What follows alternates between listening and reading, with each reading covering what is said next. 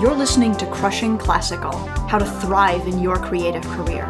I'm your host, Janet Ingle, oboist, entrepreneur, author, and business and creative coach for musicians.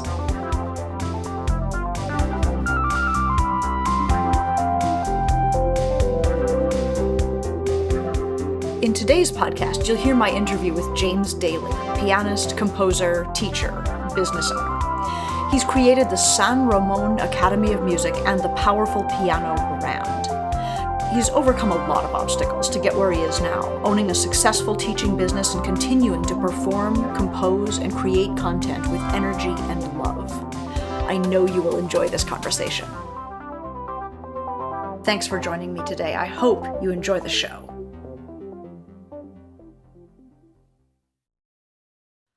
Let's just say it, folks. Classical music is elitist.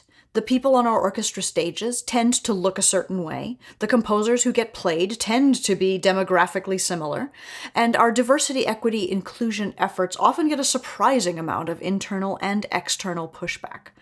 As a white woman, it makes me really uncomfortable to talk about these issues, but these are conversations that need to be had. The bio that my guest James Daly shared with me addresses this head on, and it starts, James is not what people think of when they picture a classical pianist. Being an African-American man with full-sleeve tattoos and a visible athletic background, he's mistaken for a personal trainer more than anything else, but definitely never an artist. How can a meathead be a Chopin aficionado? He's a lifelong musician, but his circumstances and background put him in a position similar to many other youths. Before turning 17, he was a high school dropout, working full-time and living on his own. But it was a dedication to music that inspired him to pursue higher education, to fulfill his potential. Despite the odds, James achieved a full scholarship to UC Berkeley, where he specialized in piano performance and composition. From there, he graduated with honors in 2012 and has been teaching for the last decade.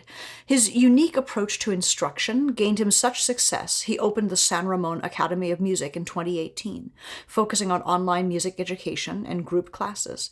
He started the powerful piano brand in 2021 to grow his educational platform and provide access to music education to anyone, not just those who can afford private instruction. I loved this conversation with James. He's so charming and passionate that it's obvious why he's been successful, and at the same time it's inspiring that he's overcome so many obstacles and is now trying to clear the way for others to do the same. I really hope you enjoy this episode. If you spend more than a few minutes a month on billing and scheduling for your teaching studio, you might consider Fonz. It's an all-in-one platform to help service-based businesses, like music teachers, in fact, it was originally created by a music teacher, to manage their clients and their billing without stress and hassle. It helps you to up-level your presence and show up to your clients and students as the professional that you are. You get a free 2-week trial with the link that you'll find in the show notes. James Daly, welcome to Crushing Classical. Thanks so much for being here. Thank you for having me. I'm super excited for today. I'm delighted to talk with you. I've been sort of snooping on your website about the San Ramon Academy of Music, and it's really beautiful and like so clearly put together and such a crystal clear and gorgeous proposition for students seeking music education. And the thing that I noticed, first of all, you have so many instructors and so many things that you offer, which is really impressive for an organization that's only been around for a few years, right? Yes. And that you really focus on online music education. Can you talk to me about that and why that is your model? Well, I mean, like a lot of music educators, at first it was born out of necessity, right? Sure. Because of COVID. So I've been teaching piano in particular for about 15 years now, even when I was, before I even went to college, because I'm in my early 30s. And of course, you know, I taught and learned in the in-person model. But as soon as COVID happened, we had to take a break. But I worked for myself. So I had a private studio of about 30-ish students myself. And I was like, oh my gosh, am I going to lose all my clients? Because like many musicians, you know, you don't have the fallback of like, oh, I'm gonna get like unemployment for this, or oh, my employer will take care of me. It's just very much like, all right, figure it out. But I feel very lucky because I'm young. So technology is something that I've grown up with. Grown up with a computer, grown up interfacing with technology, and at first I was a little bit like, okay, we're just gonna make this work. And then the more that I taught within the model, the more that I realized the potential it had. And then the more I kind of bought in to the model. So I really realized that this generation, they learn through screens. This is what they do. This is how they interact with their friends. This is how they play games recreationally. This is what they do, is through a screen. It's so native to them that if you can just present music through that medium, they actually hold on to the information, I find, better than, an in-person lesson. I mean, I'm sure a lot of us remember, being in the lesson, the teacher says a bunch of stuff, and sometimes you had a notebook and they kind of like scribble something down, and then it was like, all right, go home and practice. And I remember being a kid, and I wasn't the best of listeners. I was very all over the place. Sure. And so many times I would have the same lesson over and over because I would practice the rhythm wrong, or I would do the same, I would misread the exact same note the same way every time. And my teacher would just be like, "Ugh, okay, all right, we're going to do it again." But with online, you don't really have those issues anymore because everything is written down, because I can show things in a way, I can record things in the middle of the lesson. Parents know what the student needs to practice. I can record audio, video. I have multiple camera angles. So instead of the student just kind of looking over your shoulder or eventually kind of losing interest and starting to just look around the studio as you're trying to show them something, they're more immersed in the environment of the online lesson, I found. That's so interesting, and I've found the same thing actually. Like when we're in a live lesson in space, there are so many things that as the instructor that I could be paying attention to, and often am.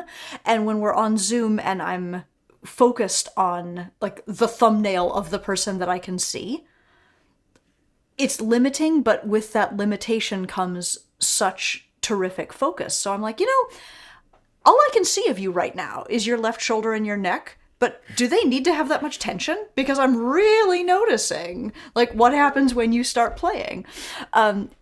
There's something about being able to draw the attention of the person that you're working with to exactly the thing you want them to see by, like, focusing your camera on it, or by asking them to focus on themselves. So that's really interesting. I've had many of the same experiences, being able to really focus the experience over Zoom and being able to capture so much of it for later watching. Cool. I sort of wanted to leap right into that because I find it so interesting, and because I find that so different from what a lot of musicians are saying about online lessons and about online learning.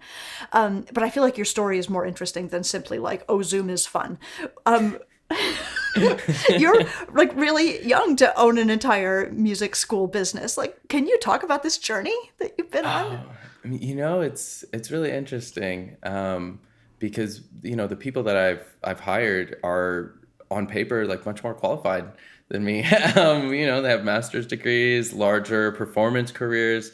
Because I have a bachelor's of music. Like, I went to UC Berkeley for music. It was amazing. I learned so much musically. But then I think, like a lot of musicians, you get your degree and it's like, all right, good luck. And Yeah. then you're like, okay, what do I do from here? So I've always been an entrepreneurial person. Something that has always been near and dear to me. My late brother actually has like a really large influence on me because of that. He had me read, when I was a kid, Peacock in the Land of the Penguins, Be Who You Are. He gave me all these books when I was a kid, and it really solidified this idea of wanting to do my own thing. So I think that oftentimes musicians, we get you can be extremely talented musically, but when you don't have the drive or long-term like foresight to see what you need to do to have a stable life, I think that's why it's really easy to get stuck. Because I mean, like so many musicians, I was in school and I was like, yeah, if I just stay in a practice room for 8 hours a day, like the it'll figure itself out. And Right. the world doesn't exactly work like that. And like other musicians, I worked at private music schools, and maybe it was just my hubris, but I was like, man, I feel like I could do this better. Not necessarily because I'm a better teacher. I just felt like I can care more. And thereby caring more, I can make something, one that I'm proud of, but that also has a solid foundation and ethos, and as a result can be successful because of those things. I love that you found your own differentiator. That's a business term. Um, and there are people who have more experience here. There are people who may even be better musicians, but does anyone care more than me? Nope. This is what I'm going to do. Yes, exactly, exactly. And I think really in all things, sincerity is very important. Very important. And it can get you a long way. It can get you like really far, because I think I've made mistakes as a business owner, definitely. It's Sure. always a learning process. But the clients that I've had, I mean, I've had some students like 8 years now, that they're high schoolers. And I had them when they were like second or third grade, and the reason that they stick is because they know that you care. They know that you care.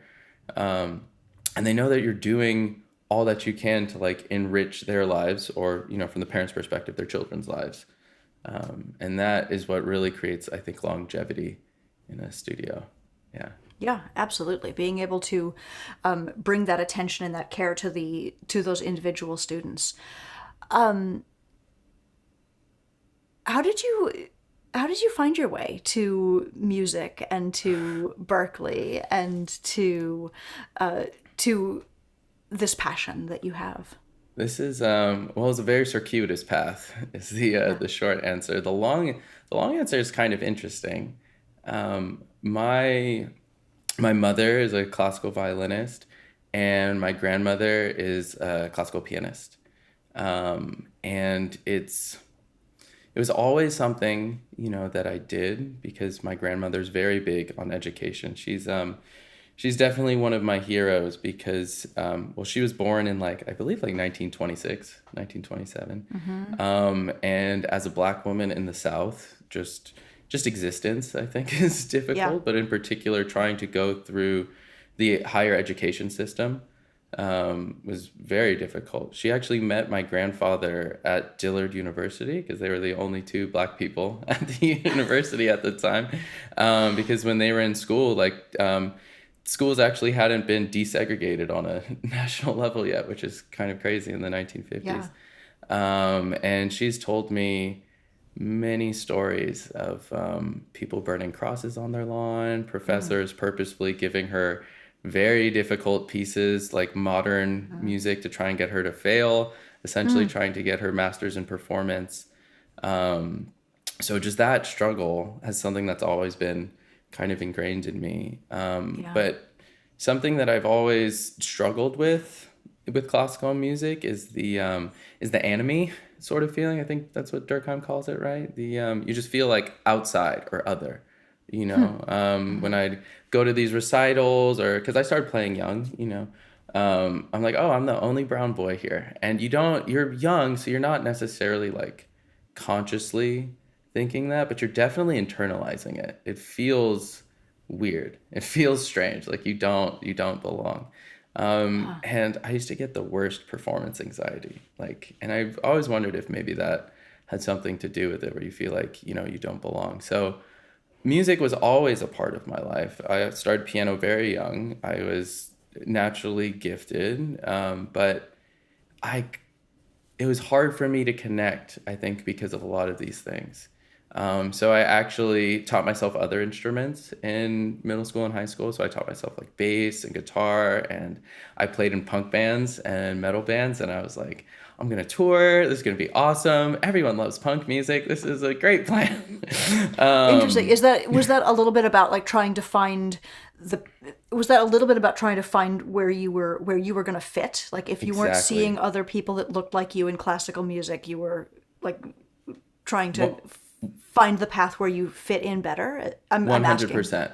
Yeah. 100%. And something that I'm still very grateful to in that like alternative music community is Mm-hmm. how accepting it is of everyone and everything. You know, I Mm-hmm. think I've classical music has like the most elitism that I've ever really experienced in any genre of music, you know?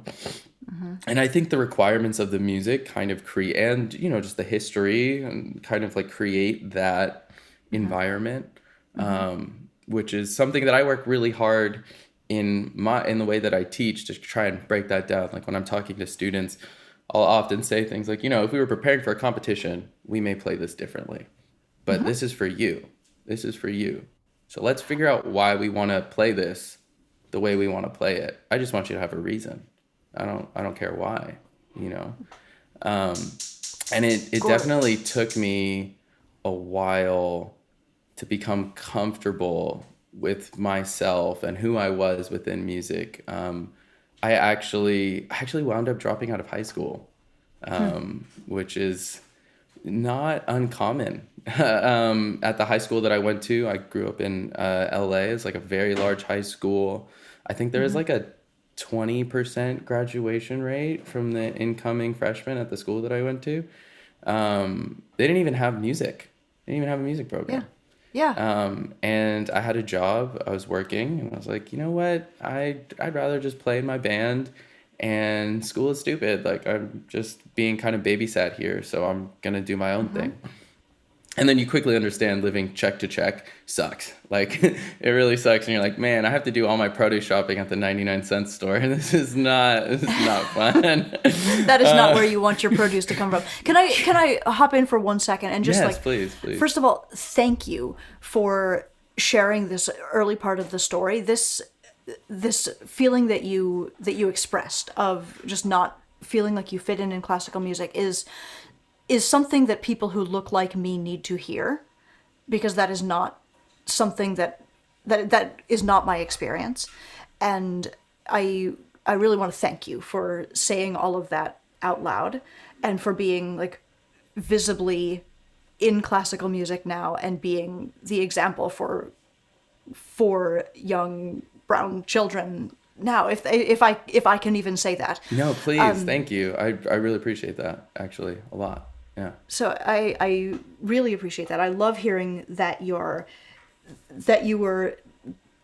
that even in this moment, like before you ended up in college, you're feeling this need to find your entrepreneurial path and find the way to like actually make the living doing the things you're doing. Oh, and the other thing I wanted to reflect, which I really loved, was in your teaching talking about how, okay, if you're going to play this for a competition, it's going to be different than this, but now let's find want to how you want to say these phrases, how you want to say this music. And that's also so different from what we learn in a conservatory, say, right? That's so different from what we are taught as classical musicians coming up, because there's like a correct way, there's a right way, there's an audition ready way to play things that we are all taught. And it took me growing up, right, and like becoming a grown up and getting into my no fucks 40s, if I may, to say, okay, no, this is how I can play this, and I don't have to play the Schumann romances in public ever again if I don't want to, because I don't love them, and this is the way I hear the music, and this is the way I want it to be. Yes. So, like, fantastic. I'm loving your story so far. Will you continue? Yes, I would love to. Like I said, it's long, so please keep taking the pit stops in there to get me to take a break. So I found myself working full time. I was playing shows with my bands, but I was fulfilled in a way, but it was not. How do I put this? It was a dangerous lifestyle because I'm living on my own. I'm 17. To supplement my income, there's definitely like a lot of shall we say, like illicit activity that is pretty common for, young boys growing up where I'm growing up and living. And there was times that, my apartment got broken into. So one of my roommates got a gun pulled on them. Another one of them like literally got kidnapped one time. It was not like a safe environment. And but I had to do it because I was such a stubborn person. I was just such a stubborn person. My mom kicked me out because she's like, you're coming home at 3 a.m., you're doing these drugs, you're coming home drunk, you're doing all these things, and like, you're not listening. Like, I can't, if you think you got it figured out, then go figure it out. And I reached this point where I was like, you know what? I'm gonna take a music class because I was enrolled in community college for one class. I'm very grateful to my old high school counselor because when I told her I was gonna drop out, she was like, dude, please, all right, fine. Just can you enroll at one class at community college? I think you'll like it over there. Because my whole thing was like, they don't treat you like an adult in high school. Is it stupid? I'm just doing busy work. I'm not learning anything. I took an econ class and I fell in love with the class. And I was like, oh my gosh, you show up, you take 2 tests, that's your grade. You do 1 paper, like there's no packets, worksheets. This is awesome. And I really fell in love with that. And I was like, okay. And I looked at the course catalog one summer and I was like, you know what?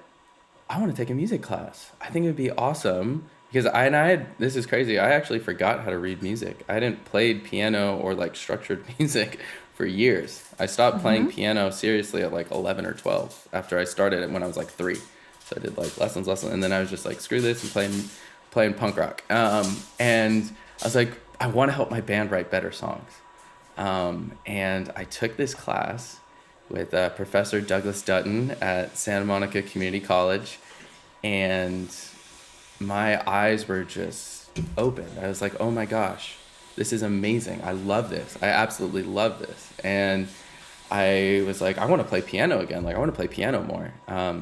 And actually, well, I know it's audio, but behind me is my mom's old piano. So this is like, she gave it to me, and she was like, all right, you want to play piano? Let's move the piano into your apartment. And I started playing again. But my reading was atrocious and my musicianship was horrible. I remember the first time they asked us to sing, to match a pitch. I couldn't even match the pitch. I was like, oh, it was pretty bad. Yeah.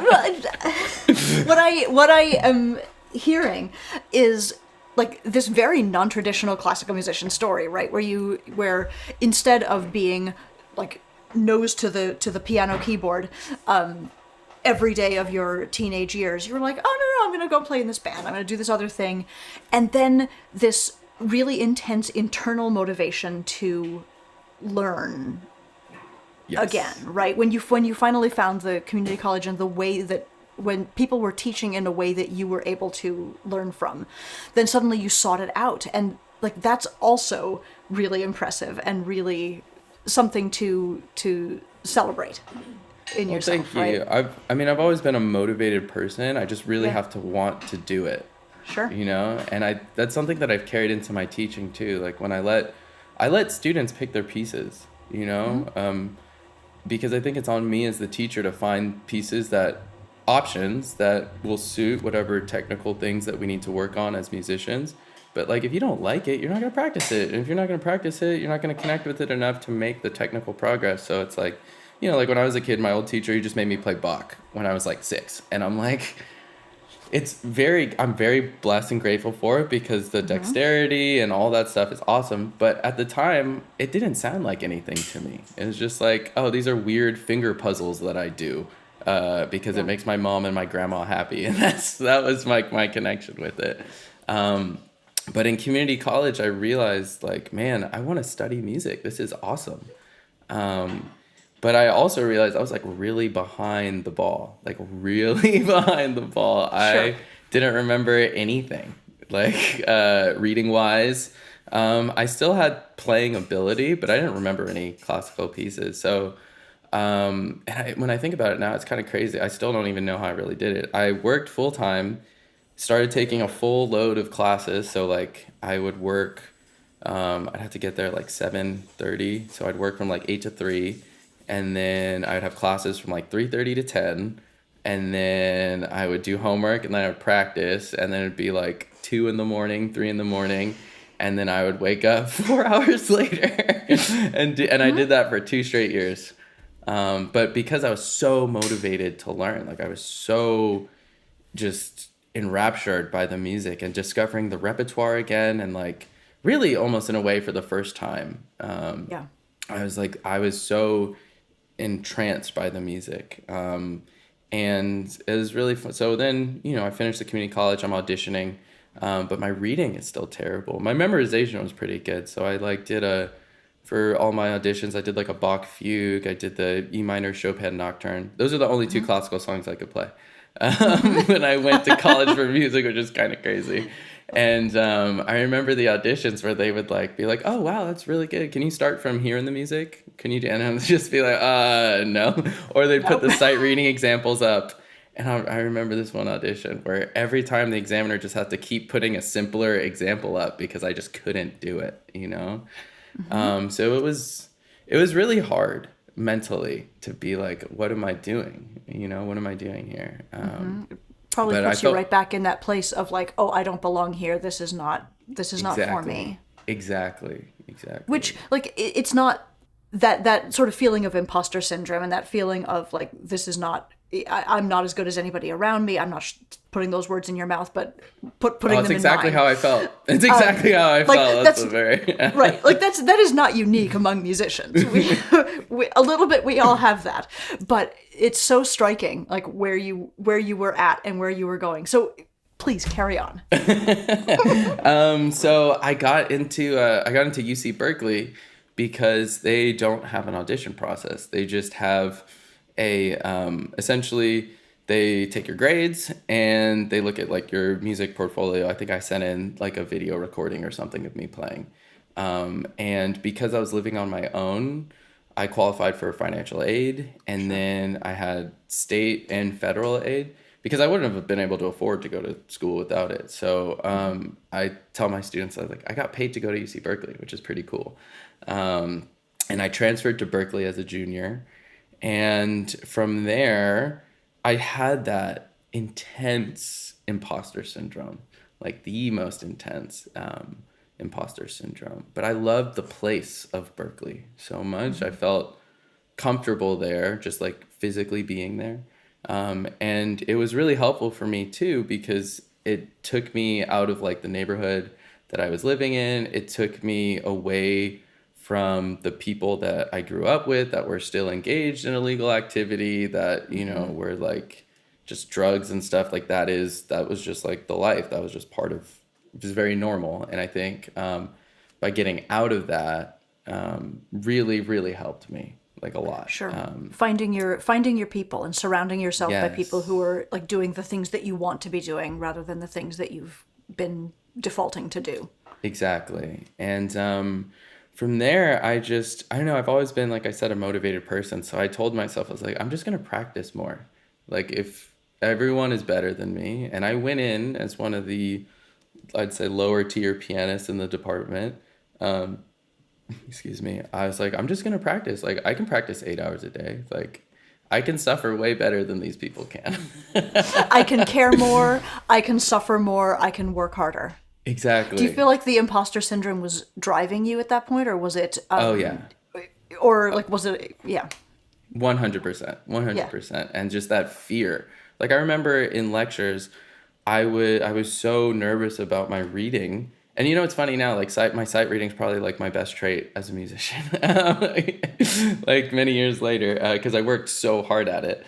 But I would pretend that I wasn't feeling well when they'd ask you to like play an example. So like, oh, can you play this theory example at the piano for the class? And I'm like, oh, I'm not feeling too good. Or they're like, oh, can you play this? And I'm like, oh, I forgot my glasses. Like I don't wear glasses.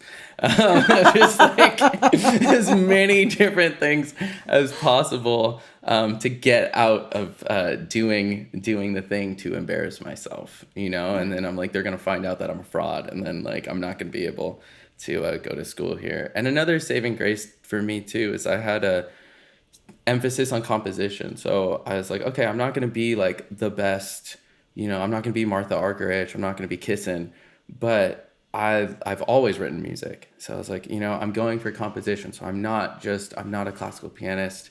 I'm a composer. So as long as I can play well enough, I'm here for a composition. And that kind of kept me grounded enough because it's so subjective, the process of composing, where I was like, you don't have to be the best. You just have to have something interesting to say. Which And actually is very hard for some people. I like how for you that was the safety net. yeah, that's the easy part But because I always had something to say for yeah. sure.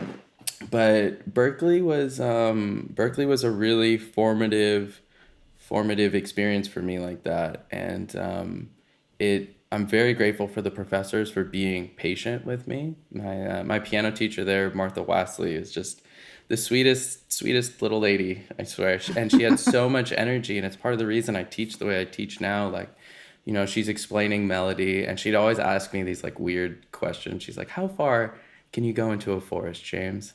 I'm like, I don't know. And she's like, "Halfway. And then you're coming out the other side. Don't let your melody get stuck in the trees." And then she would like stand on the bench and she'd like put her arms up and like, "You have to go through the forest." And it was just such a positive experience for me. When she had students that are playing, like Rachmaninoff's Second Piano Concerto and stuff, and I'm like struggling with like a nocturne or something like that, but like the care and attention that she gave to me as a person, as a musician, but mainly as a person, I think is something that I always took, because you can get better, and the fact that she was patient, that like really always stuck with me. Because there's better and worse pianists, but there's not better and worse people Yes. who are more or less deserving of your attention and your care. So like you're just describing a teacher who was willing to meet you where you were and to like take you on from there. And like that sounds very much like what you're doing now in your school, right? I try and pay it forward because I feel so indebted to music, so indebted to music. It gave me my career, it gave me my life, it's given me purpose. It's just given me so much that I'm like, how could I not give everything that I have to the practice of teaching, to the discipline of music, in a way to, show my eternal gratitude for it. And Berkeley itself is just, because it's such a prestigious and amazing university, that gave me so many opportunities.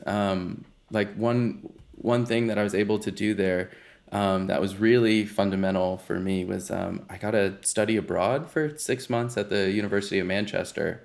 And I'd never like really traveled before. Sure. Yeah. And I went backpacking with one of my friends from the department. He's a singer, and we traveled through like Spain and France just with like literally a backpack, going to like hostels and playing music and meeting people. I was like 20 at the time. And that was just such a and I got to play my music too in like Parisian cafe. Like it was just an amazing experience. And then, from there going to Manchester and seeing the opposite end of the spectrum in terms of musical just talent and ability. Like there's kids in those classes that are like 18 that just play circles around me. I remember walking into a practice room one time and I was like, "Oh my gosh, I love this. Is this Beethoven Opus 10, Opus 11 piano trio?" And he's like, "Oh yeah, I'm just like sight reading right now. It's, just having fun." And I'm like, wow, okay. "I've never seen you in the piano lectures." And he's like, "Well, I play flute. This is like my secondary instrument. So I'm just having fun." I'm like, oh my gosh.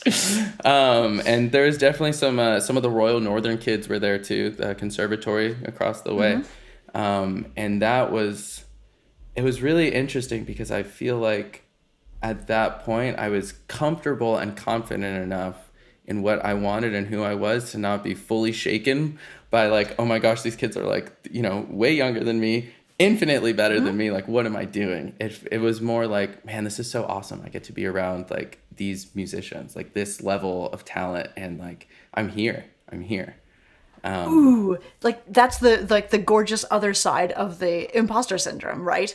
Like being able to say, okay, yeah, this is where I am, and these people are playing circles around me, but look at me in this group with these people. And Yes, like exactly. everyone grows from being in that group.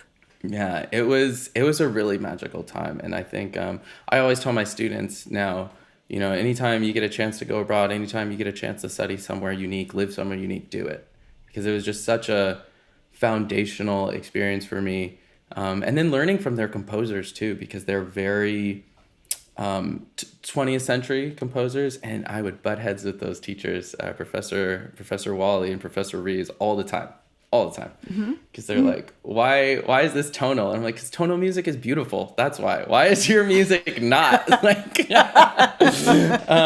But being able to take some of those compositional ideas and techniques, and it even affects how I play piano, because Professor Reeves was always saying, like, you need to take your ideas more to the extreme. Take it to the extreme end of the spectrum, and you can always parse it back, but like you're never going to understand the true depth of what it is that you could express if you play it safe. And that's something that I carried into my compositional process, but also in my performance process and my own interpretation process, where I'm like, okay, I really like what's happening in this section, especially as a composer. I love pulling stuff apart. Where I'm like, man, he's got this like dominant pedal going through this whole thing. There's all this harmony moving. What if I really like slowed down here? That's not the traditional way to interpret this, but what if I like really slowed down to bring out the tension? And I may not at the end interpret the piece that way, but just Mm-hmm. having that idea gives me something to go with, so that I can have my own unique imprint on the music, where I'm like that's the section, that's the moment, that's the special spot, and then from there I can kind Yes. of figure out how I want to make the piece mine, you know.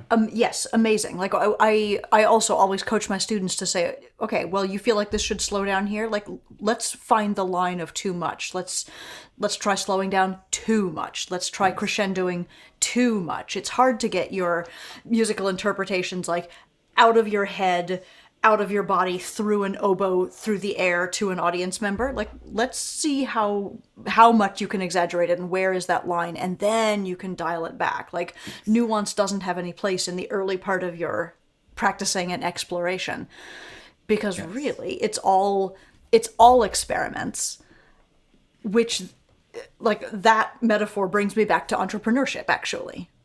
And I wonder if this feeling of being able to take the idea to its logical limit, and imagining what it would be like to go too far with your compositional idea, your performance idea, or your teaching idea. Like, I wonder how, if all of that seems like it plays together a little bit. It does in my head.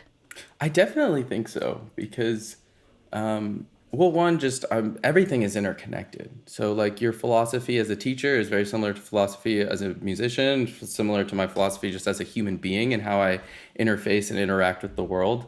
And that, take it to the nth degree. I mean, you have to, as an entrepreneur, because one, no one's going to do it for you.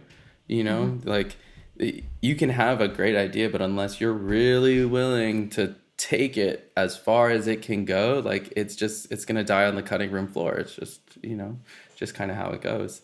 And I think too, for me, it makes you, it always made me fearless, because for me, just to get to music school was like a huge thing. It was huge. Yeah. So in my mind, I'm like, dude, I'm already playing with house money. Like, why not? Why not? I wasn't even Yeah. supposed to be here in the first place, you know? So screw it. Let's Yeah. go. Let's try and make it happen. Why not? You know? I love it. That is very cool. Listen, you've also got a you. I feel like we've made our way sort of almost toward the present day, and you've also got this brand called the Powerful Piano brand. Can you tell me about that?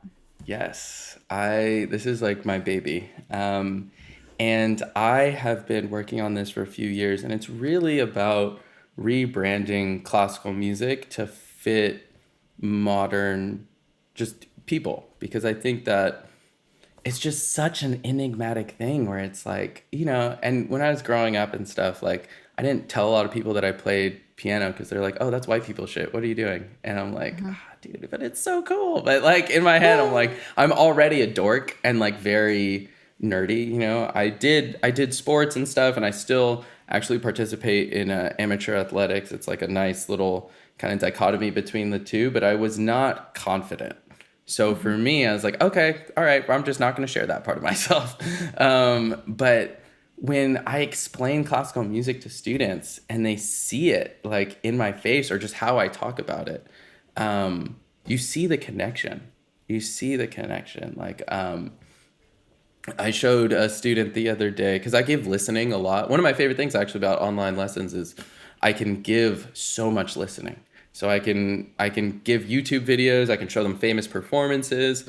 I gave a student the Egyptian concerto to check out by Said It's one of my favorite piano Mm-hmm. concertos, and I was like, dude, this slaps so hard. Like, just listen to this. Just the first movement alone, like this goes so hard. And just like, I know it sounds silly, but just like being able to describe classical music, like it's a piece of popular music in a way where you're Yeah. like, bro, this, when this drops right here, you're gonna lose your mind. They connect with it because it's not like, oh, this is one of like the most famous concertos in all of the repertoire and da da And da when da. it Like, modulates to E flat, that's when the. yes. Exactly. So for me, powerful piano is really like bridging that gap.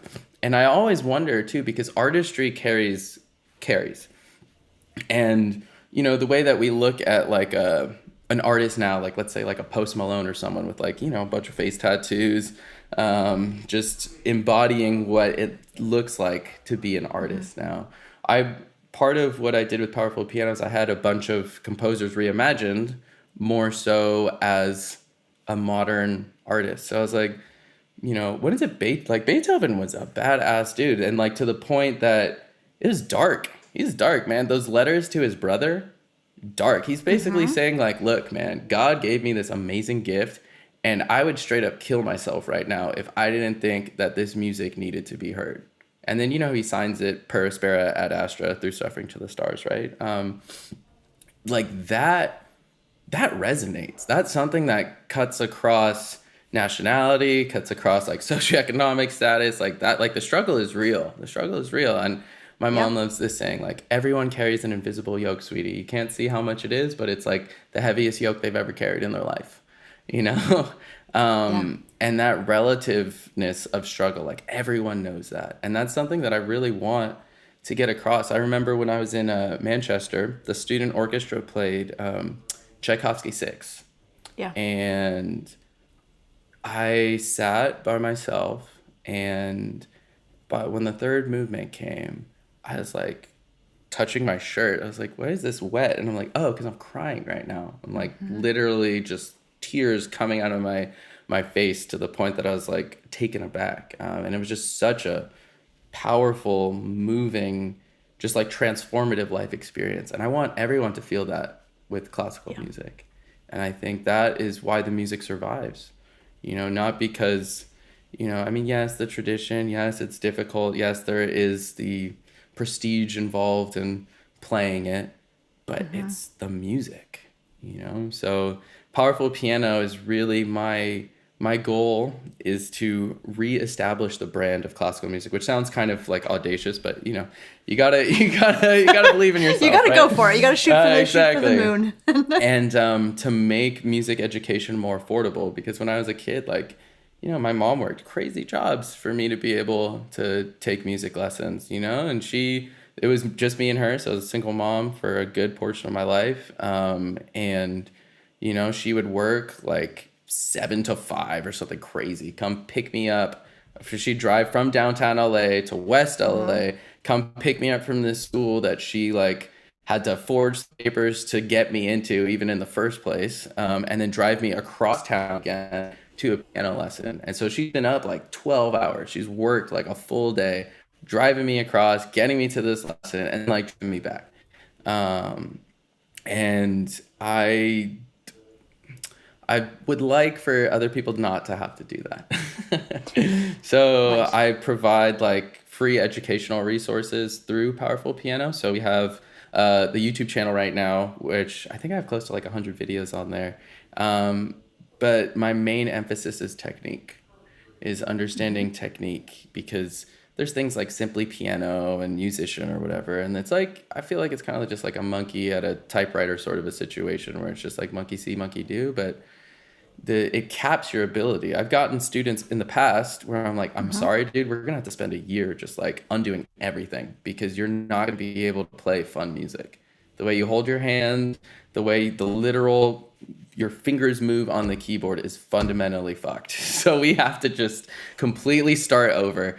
I hope you buy in because you're musical, man. You got this. But I would love for people to start with that classical pedagogy of how do you hold your hands? How do you build finger strength? How do you build independence?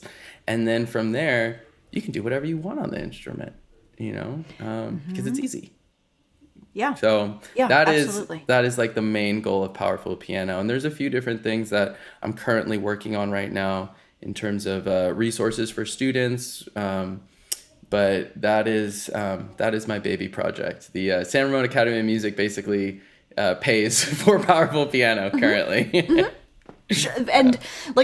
And this is also so normal, right? We're musicians, and in some ways the teaching or the business or the things that we've created are subsidizing the music, and are subsidizing the creative projects that we're creating on the side. How are you making time for all of these things? How are you finding the balance of being an artist yourself and a composer and a pianist, and also doing all of this, and also creating this brand, and also creating working the teaching, working the school? Where how is that possible? Sometimes I wonder how it is. But I think two main components. One, having a good team, because nothing great is done on your own. So like really understanding how to connect with people, share your vision, get them all on the same page, and believe in what you believe in. So for instance, for Powerful Piano, I have an amazing social media manager who's also a classical musician herself. And she'll help with a lot of like the content that we'll put out or the things that we'll do. I have an amazing video editor that puts together the videos for the YouTube, and eventually like we're doing a self-paced piano learning excuse me, series. And he's putting together the content for that, or editing it. Like I film everything and send it to him. And being able to work well with others is huge. And Yeah. also respecting their opinions and giving them a seat at the table. So it's not just like, and I learned this from being in bands too. Mm-hmm. It can work with one person doing everything and delegating everything, but just not for long, because as people Mm-hmm. we want connection. We want to feel like we make a difference. We want to feel that our opinions and thoughts are valued and heard. So that's something that I'm really big on. And even in the school, I'm always asking my teachers, what do you want? What teaching resources do you want? How can I do this better? How can I make your job easier? Tell me. And that was something that I felt like I didn't get at other music schools, Yeah. which is why I think I've been able to keep teachers for quite a few years now, because of that idea. And then the second thing, besides having a good team, is like good personal discipline, like very good personal discipline. And for me, that is having a regiment and sticking to it, because that suits my personality. I'm very list based. And then but also like valuing self care at the same time. So something that I'm really big on, for instance, is like 10-minute walks. So, in a normal day, I'll do like 10, 12 hours of working, sometimes even more, but I'll make sure that I have time to practice in the morning. I make sure that I go on a 10-minute walk between students. I'll like have, Mm-hmm. a 30-minute block in there where I just go on a walk. I put my phone on do not disturb, and I'm just like, wow, it's a beautiful day. And I think the gratitude mindset is huge, because when you're grateful for something, when you're like really in your power, and in that gratitude, it's so easy to get stuff done. It seems like a lot on the outset when people are like, wow, you're doing all this stuff. And I'm like, dude, I get to do this. Like, I made my life. Like, this is awesome. Yeah, Yeah. yeah, I'm going to do more, you know? Yeah. So yeah, I think definitely those two things. And then also as an addendum, like being kind to yourself when it doesn't work out. There's times when just like, I've put a lot on my plate and I'm like, dude, I'm really burned out right now. And just being cognizant enough to know, and then kind enough to be like, I'm gonna leave my to-do list for tomorrow. I'm just gonna practice because I need to just like really connect with myself right now, and just knowing that's okay. That's okay. Yeah.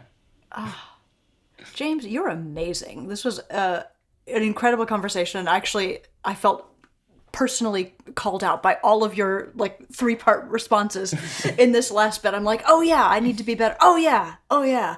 Like, it was wonderful. Is there anything that you would like to say in here that I haven't asked about, or that like we haven't gotten to? Let me think. You know, I don't particularly think so. I think we covered like all the good stuff. I think if just as a broad message is just to have people believe in themselves, because you're really capable. You're really capable, and I feel that my story is cool because it's like, wow, you're able to do all this stuff and you've overcome so much. And it's like, I don't feel like I'm necessarily very special. I just kept doing the thing. And then I got better at the things, and life opened doors and passed an opportunity. And I just had to walk through them. And I think I love being a teacher because I get to impress that upon my students. And I always tell them, like, I don't care if you get good at music. Like, if you become a better person through our work together, you're going to become a better musician because those two things are so intrinsically correlated. That part will take care of itself. But I really want you to be like motivated to like figure out what the hell it is that you're all about, and then like fearlessly go forth. Yes.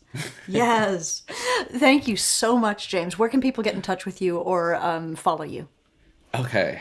So our socials, SR Academy of Music for the Instagram, San Ramon Academy of Music.com for anyone looking to get private lessons from one of our instructors. Something that's really important to me was hiring teachers very similar to me, because I don't think that like I'm the only motivating teacher out there. It's just taking time to find those people. And I feel like that about everyone that I have on my staff. So anyone that's interested in learning piano, or, I mean, we offer guitar, trumpet now, composition, singing, so many things. So definitely check us out on the website. And then if you'd like to support Powerful Piano, thepowerfulpiano.com. We have our Beethoven shirts out right now. We're dropping the Bach shirts. I'm so happy about the Bach shirts. There's this, because Bach was a very religious person. One of my favorite things about the Bach design is I had the artist draw like a tattooed crown of thorns around Bach's head as part of his face tattoos. I know he's rolling in his grave right now just thinking about it. But I'm super excited to keep releasing our composer line. I'm coming out with Liszt, Chopin, as well, and our Instagram, The Powerful Piano, where we're going to be putting out updates. Our self-paced remote learning piano platform is hopefully going to be out very soon, at least the beta version. And also be on the lookout for, we made what's called a musician's notebook, which is something that I want all of my music students to have. I don't know if you've ever experienced the issue where you have manuscript paper or college ruled paper. And you're always like drawing little extra lines so you can jot something down, or you like can't read your own handwriting because it's all over the staff lines. Yes. Exactly. So I've worked with a graphic designer to put together a notebook that it's basically a hybrid of those, and it has different sections for musicians. So I just want to be able to give more tools to musicians, to teachers, to students, to anyone willing to learn, no matter what financial commitment you can make. Like, if you're willing to learn, I want to teach you in one way or another. So checking out Powerful Piano and San Ramon Academy of Music online through our websites, our Instagrams, And, if anyone ever wants to get in touch with me personally, my email's on there. So please reach out. I love connecting with people and talking to people and just trying to motivate through by example. Yeah. That is awesome. James, you're wonderful. Thank you so much for being on Crushing Classical today. Thank you so much for having me. It was truly a blast to share my story. Thank you. Thank you so much for joining me today. If you enjoyed this podcast, make sure you subscribe on your app of choice and leave a review too. It really helps us.